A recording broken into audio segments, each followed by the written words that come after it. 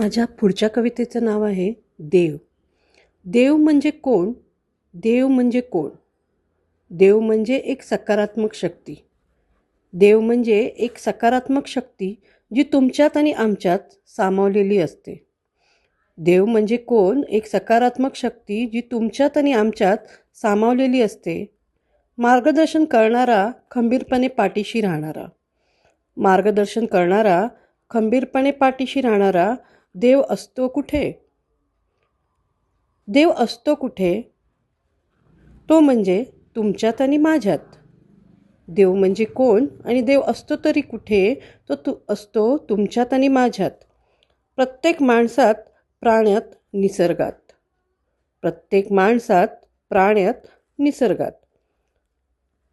देव म्हणजे कोण? देव असतो तरी कुठे? दुसऱ्याचा भला विचार आणि दुसऱ्याचा आधार म्हणजेच देव. दुसऱ्याचा भला विचार आणि दुसऱ्याचा आधार म्हणजेच देव. देव म्हणजे कोण?